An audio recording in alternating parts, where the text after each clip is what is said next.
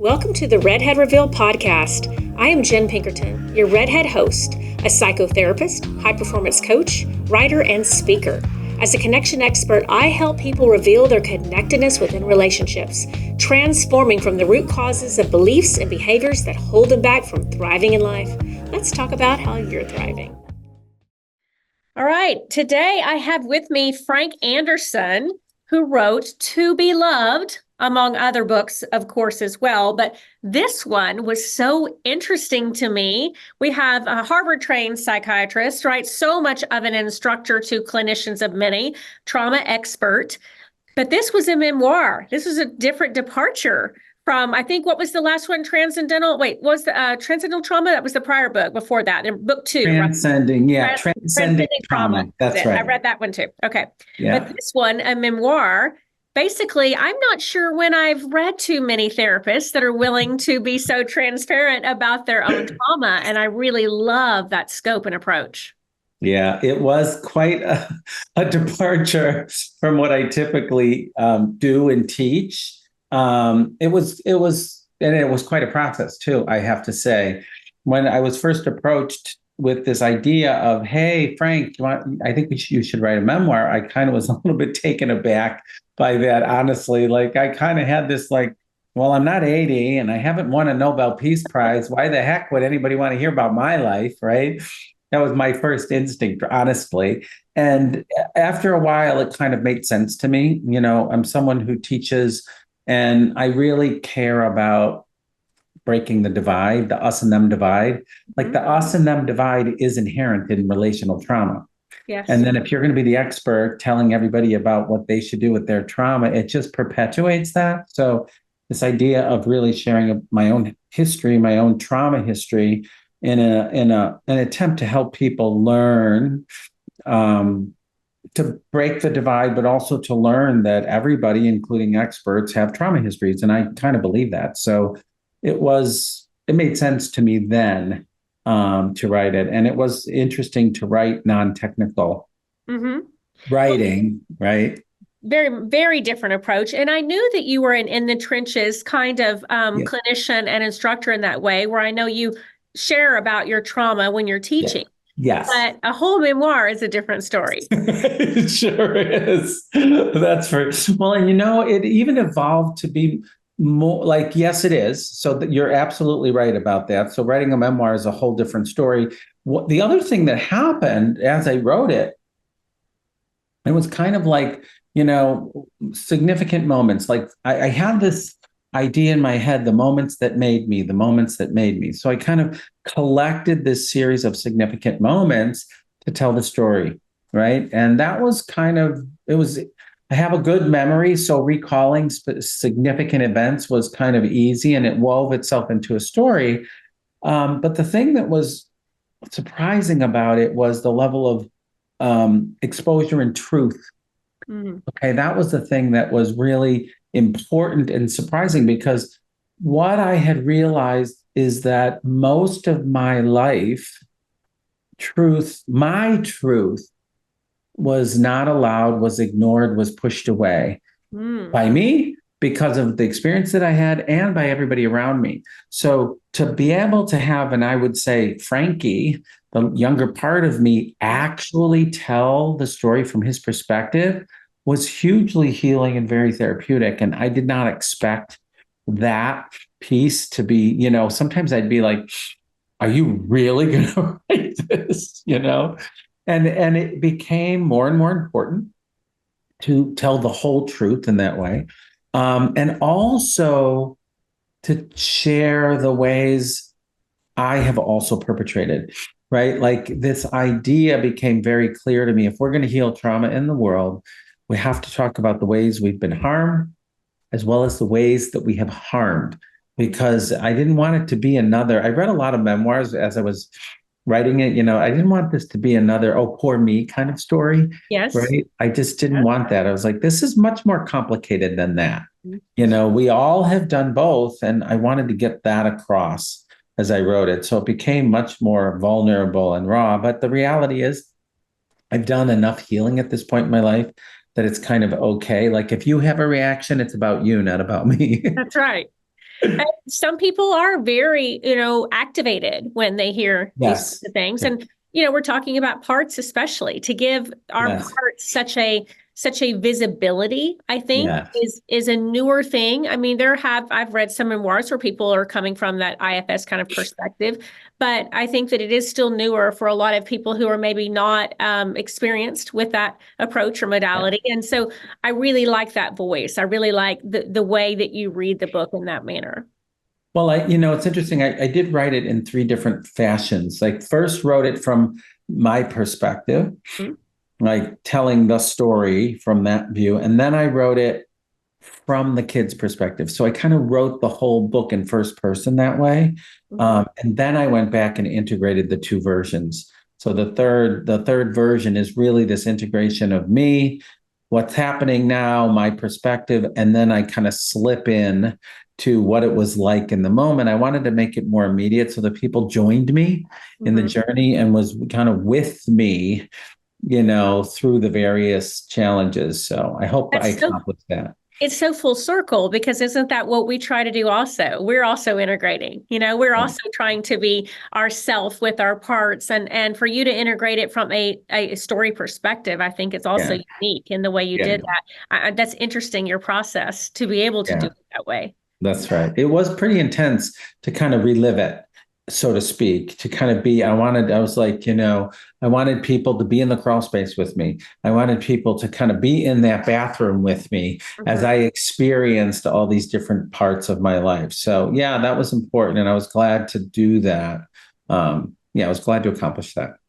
And I believe that you were saying towards maybe the last fourth of the book or quarter of the book, you were experiencing things more live, more real time experiences that were traumatic for you, that were upsetting to you, and maybe a little overwhelming. And you sought to the keyboard at that moment to really get that out there in your perspective of that feeling at the time. That was incredible. It really was incredible because I'd never done that before. Not many people do. I knew Augustine Burroughs had done that in his book Dry. He talked about in his memoir, like writing a book in real time. And I was like, wow, that sounds cool. And then my life, my father's life, my healing journey unfolded during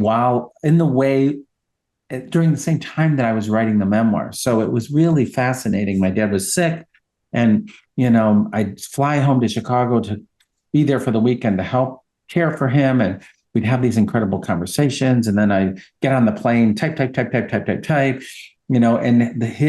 his pathing unfolded in this incredible healing journey for both of us, I would say probably happened. And then I was able to write about it. So there was an immediacy in writing that I think captures things differently. It was interesting, and all the team of people that I had working with me to edit, very few edits in the last section of the book. Oh, that's so interesting. Yeah, like how do you edit reality? Like as it's happening? Like there was almost like they're like, okay, fine, can't change this story because it was happening, as it was happening. So was it really interesting? It's where that concept of we can't make this shit up, right? I mean, that's what it is. It's the real time. And it was kind of like, it was the opposite. I was like, I'm not writing a story about my life. My life is unfolding as I'm writing a story. Like it was really weird. And there was a spiritual element to it for sure for me. It was like, this is not random. This is not a coincidence that I was asked to write this memoir. And then I live firsthand this incredible phase of the healing journey.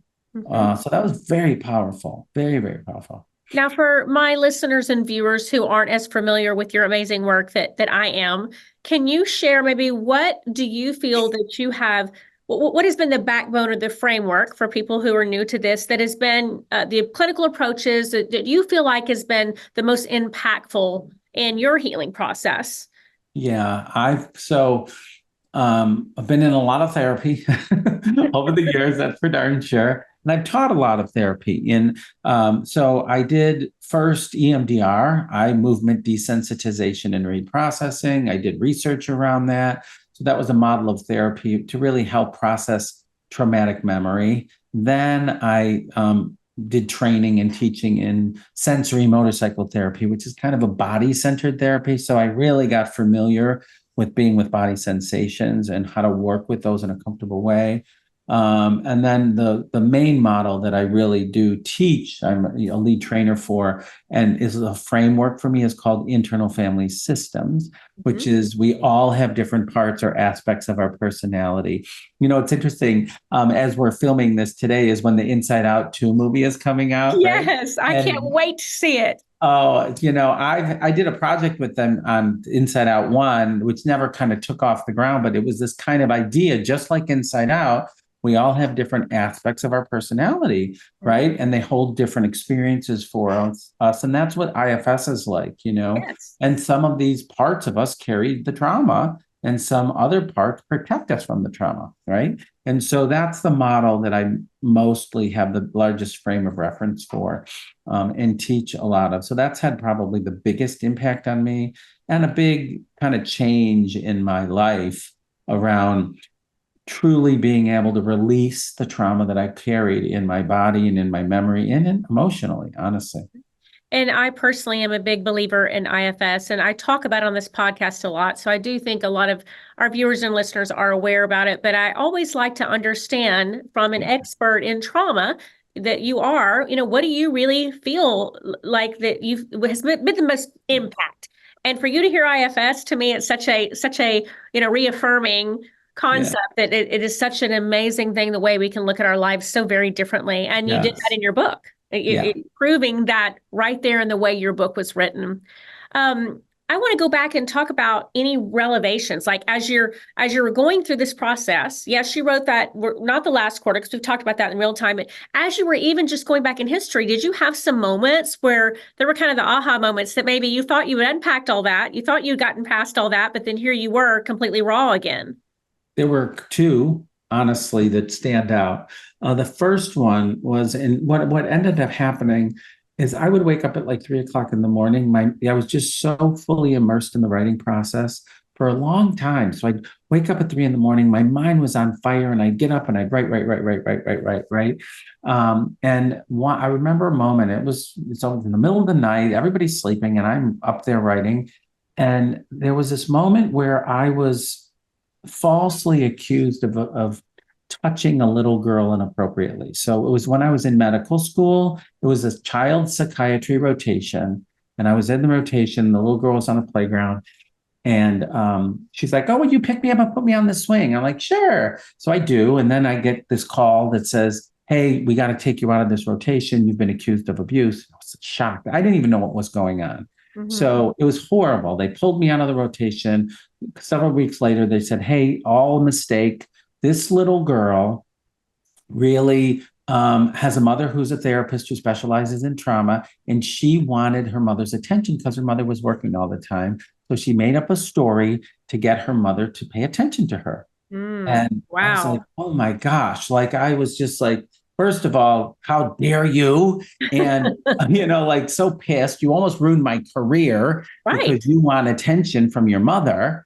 And I'm writing and I was like, oh my goodness, we have so much in common. This little girl is desperate for her mother's attention in the way that I, my whole life, had been desperate for my father's attention. So I was like, oh my goodness, we have so much in common.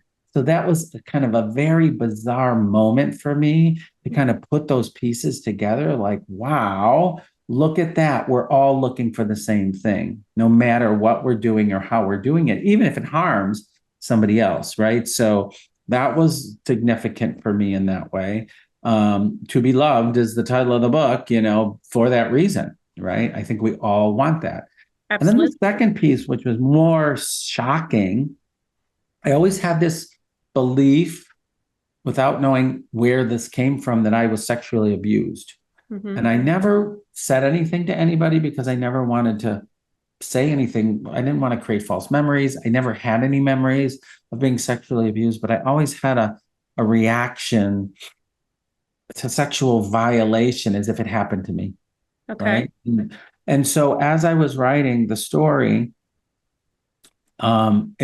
all came together for me in this very profound way. Like none of the therapy accessed it in the way that the writing did for me.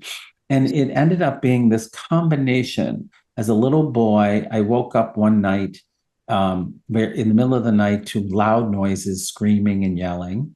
What it sounded like to me, swearing. Okay. And I got up and walked down the hall, and my parents' door was open ajar, and I think they were having sex at the time. There was movement on the covers and all this kind of stuff, and I heard violent language. And first, I thought my dad was hurting my mother, and so I was going to run into the room and stop him because I really didn't want him to hurt her. Okay. And then I was like, oh my gosh, I think they're having sex. And I was terrified and mortified. I was like, my dad's going to kill me. If he sees me here, he's going to kill me. So it was a kind of a traumatic moment for me.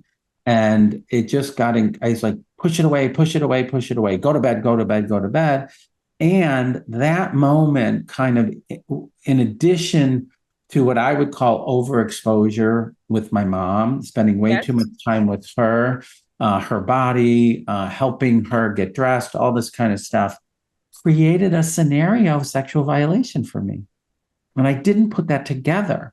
Like, we talk about covert versus overt sexual abuse. Yes. And this is what it was. And it just like all landed. It was like, oh my goodness, this is where that comes from. So I was able to put these pieces together in this way that I never had done before. And it just felt right. I was like, oh my goodness, this is where that comes from.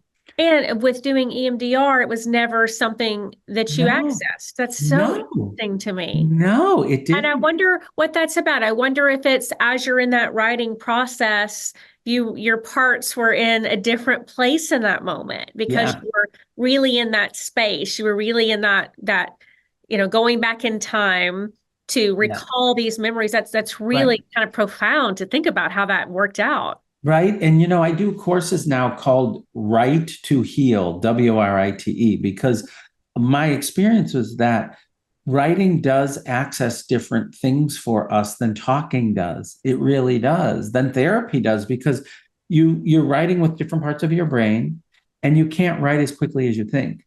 Right. So it forces you to kind of marinate in a moment. Yes. To get the right words, to articulate it correctly. So it does allow you to be with things differently. And that's what happened for me with that moment. And I know where that, I'm like, oh my goodness, I know where that comes from now.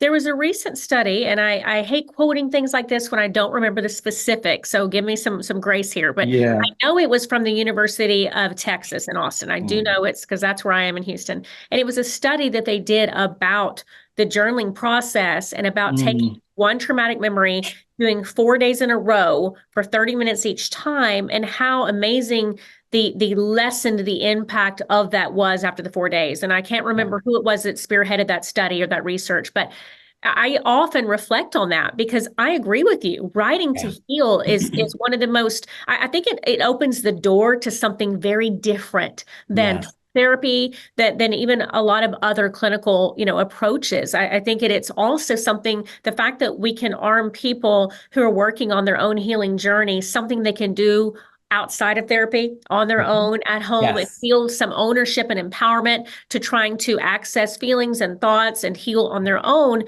coupled with therapy. I think that's whenever we can give anyone that, I think it's a wonderful thing. Yeah. There's not enough access to mental health care in the world. There's not enough therapists to go around. There's not enough therapists trained in trauma. So I really firmly believe we really do have to find alternate ways to allow people to gain access to processing some of their trauma. Otherwise, it just accumulates and it gets recreated in their lives in some kind of dysfunctional way. Yes, I agree completely.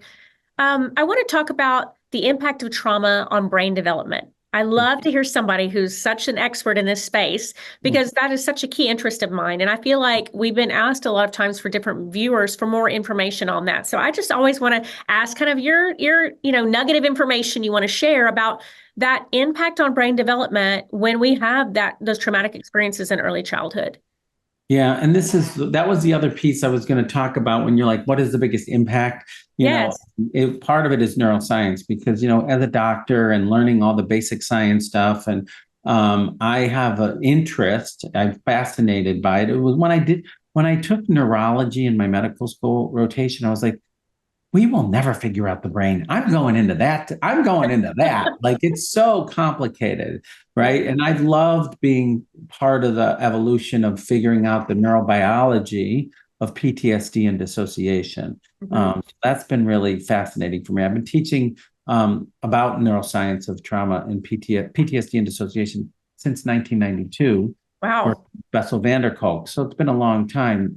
And there have been some key developments, like the first area I would say, which was Joe Ledoux's work around the fear circuitry. Like Joe Ledoux is a researcher in New York, really helped us unpack the amygdala, which is a center of the brain that is related to fear encoding, right?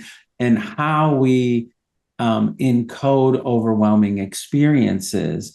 The chemicals that are first of all, the hormones that are dysregulated because of overwhelming experiences, particularly cortisol, is toxic to the brain.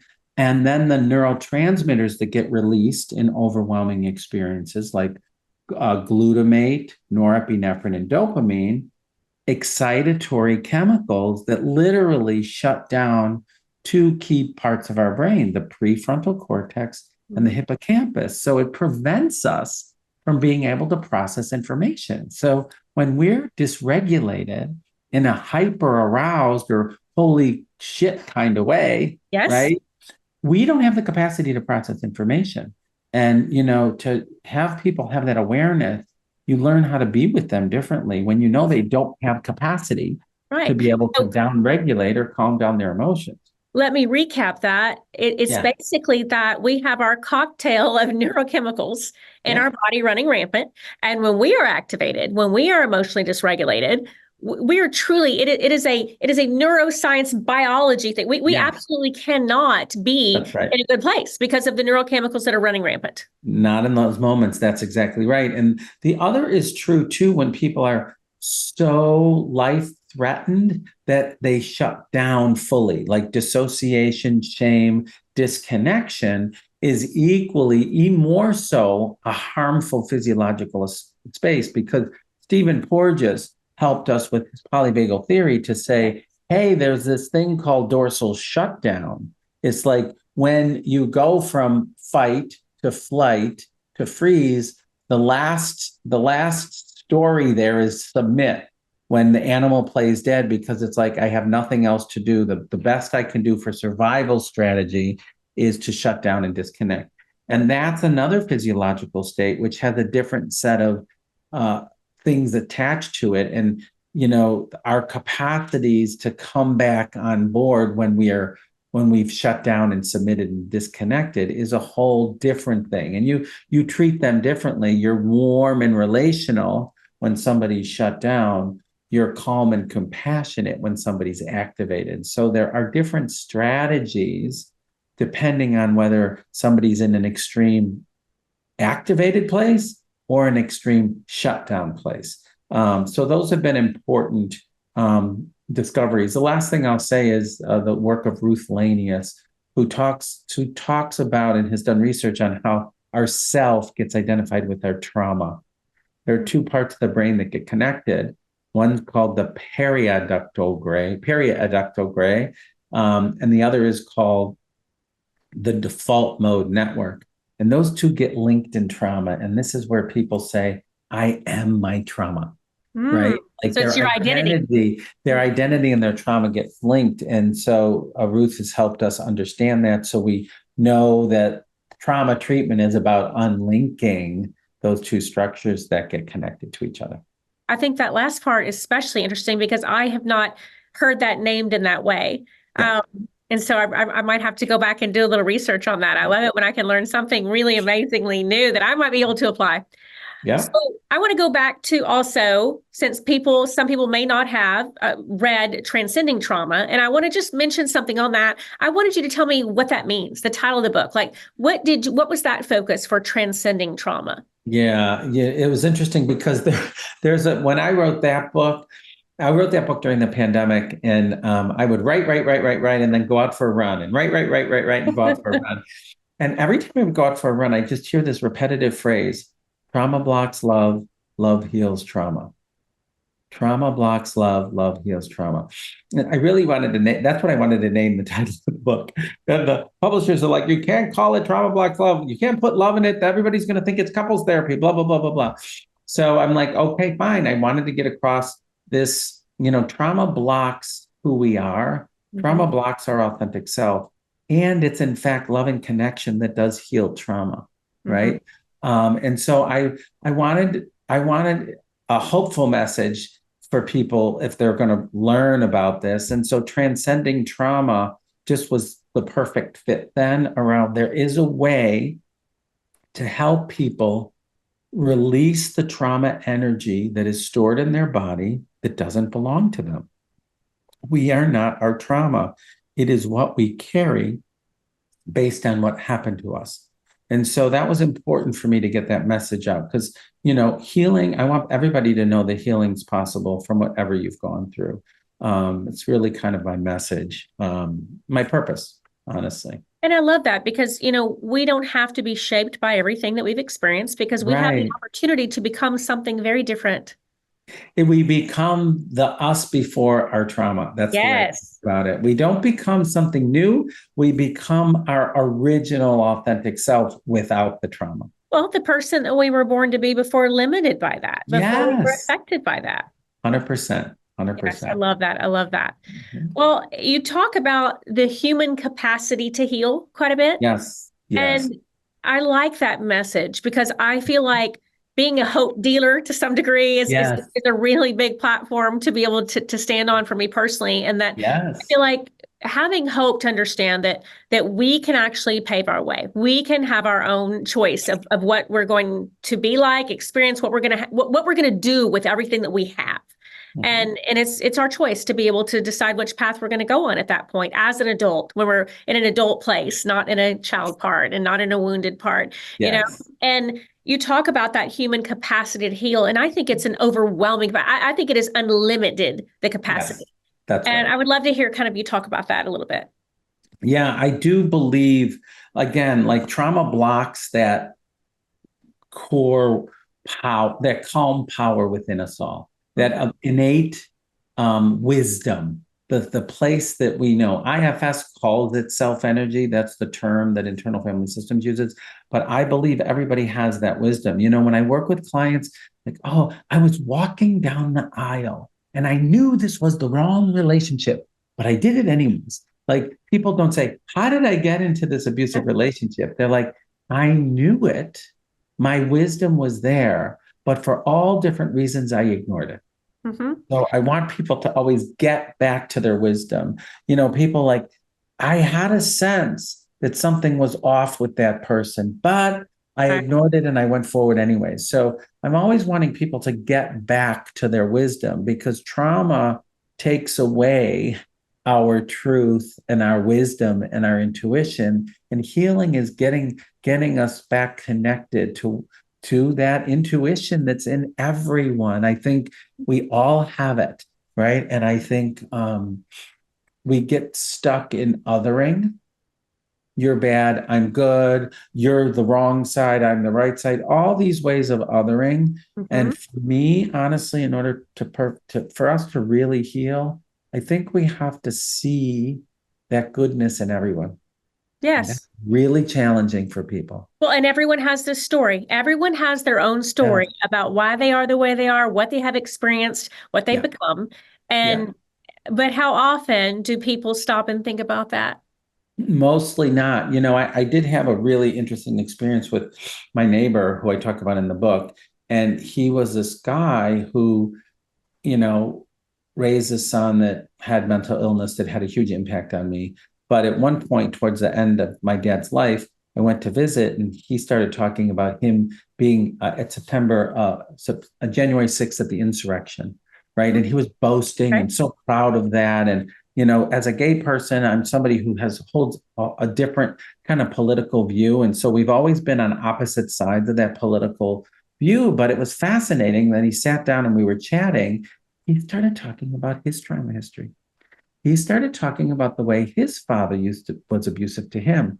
And then he started asking me about my history. And we both realized, wow, we have a lot more in common than we have differences, and he hugged me when he left, which he had never done before, for whatever kind of his homophobia was about his, whatever, his upbringing.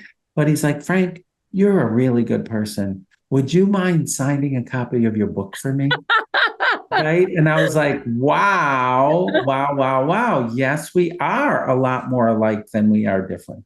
And that was an important moment for me that I shared. It's like, when I travel around the world, there is trauma everywhere, but so is love and the capacity to heal everywhere too. And I really, really want people to know that. And your quote about love heals trauma. Yes. I love that. Mm-hmm. Yeah. Mm-hmm. Yeah. And so much of that is, I think people miss I feel like a lot of people come to get therapy, to get help, where they see parts of their life that are really, they're not happy, they're not thriving, they're struggling. But there's never usually an initial willingness to look inward. No. It's usually this programmed idea of it's everything else I'm experiencing. Right. And when that journey starts to look inward, it's like opening up Pandora's box sometimes. Totally. But it can be the most amazing thing. And I often say, we have to learn how to lean into discomfort to ever experience true love for ourselves. 100%. Yes. And you can't have one pole without the other. Exactly. But I think that's such a hard concept for a lot of people to grasp. I think because it takes a lot of courage to look inward. It takes this sense of, okay, I'm ready. And I do think you have to be ready. You have got to be in a place in your life to be ready to do that emotional work that can be really scary. And I think there's so much, and especially now today, there's more of an acceptance of people doing that. But there's also people that have their own impacts from the way they were raised and other experiences that doesn't seem okay to do that. We're not supposed to do that. And I'm so glad to see that shift that's changed, and it is continuing to change, and especially for younger generations. That's right. But that's my always hope I give to anybody, is to be able to look inward and not be afraid to do that. Yeah. It's our natural instinct is to push away pain. Like that's a survival strategy. I think about caveman time, right? I think like, oh, fire, touch the fire, burn your hand. Fire's hot. Don't touch the fire anymore. Like, I think we're wired like that. We push away pain. We keep it away. We exile it, as they call it in IFS. Yes. And so I think about having people move up against the tide.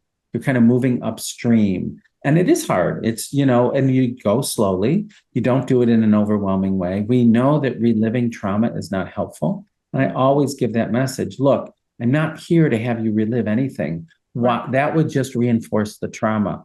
We're going to do this differently. And there is a way to heal from this. And when you're ready, I'll be here to help you on that journey. And you're a guide in that way, in such a gentle way. And I like to express to people that doing that work can be very gentle. Yes. It doesn't have to, we're not reliving this pain in a way where people think, I don't know if I can survive it. No. Right. This is a gentle journey towards being aware and to do some introspection. And I think I always like to try to leave that message and thought out there. Yeah. For sure. And when you do it that way, there is a release that's possible, that you don't carry what has been buried. And that really is palpable, and that really changes lives, I'm so different because of all the healing that I've done. It's just incredible when I look back at my life and all the ways I was disconnected and shut down. I couldn't cry. Really? I didn't have access to my emotion. I was all smart with no emotion, right? And now my kids are like, oh my God, here you go crying again. Here you go crying again. And I'm like, you're damn right. You know how Right. And long you it should took, too. You can you cry know too. how long it Yes. took me to be able to cry, to feel my feelings and not push them away. I'm really proud of that. That was a big accomplishment. As you should be. Yeah. And being able to cry and feel your feelings makes you, a better father in that way as Yes. you're talking to 100%. children. Yes. And That's I right. love that message too. Well, this has just been so enlightening to me. And I want to show this again for the viewers, To Be Loved by Frank Anderson. It's an amazing book. I really loved reading it. And I'll have it linked in all the show notes for people to be able to purchase it and follow you. I want to leave you though with this thing we do here, the guest question. So anybody who knows, we always have a question from a prior guest that they've left for you. And I'm going to give that to you. And then you're going to give me one for the future guest. Okay. Mm-hmm. You were left the idea of your life. What would that be in a song title? Well, so I'm cheating here. I have to tell you, it would absolutely be To Be Loved. Absolutely. And the reason that I'm saying cheating is because it's already been done. Like Adele has written a song, To Be Loved. And I say that because I played that song a couple thousand times when I was writing this. Really? Over and over and over and over again. To be loved, to be loved. And, it talks about I'm going to love myself, even if it means loss of the most important people in my life, because loving myself is just as important as loving anybody else, even more so. Absolutely. And such an important message. So I don't want to steal it from Adele, but that would be the song. And each chapter of my book starts with a song. Music has been so important in my life, and I used music to process a lot of my trauma. So I have a To Be Loved, To Be Loved playlist I have that people can access on Spotify, and to create their own To Be Loved playlist. Oh, I really love that, Frank. I love you have this connection to music in that way, because I do believe music heals, and it's so helpful to be able to access how we're really feeling. It's almost like a balm or a salve, I feel like sometimes. Yeah. Okay, what guest question would you like to leave for our future guests on Redhead Reveal? Yeah, so what I would like to say is, what or where or who is the person or place or thing that you dislike the most? And are you willing to be open and curious to learn more about it? Okay, I like this. Okay, it's a challenge. It's stay tuned. Challenge and question. Yes. We'll circle back with you and let you know what they answered too. Beautiful. Beautiful. Thanks so much for joining us today. Really appreciate it. It was so insightful. And everybody buy the book.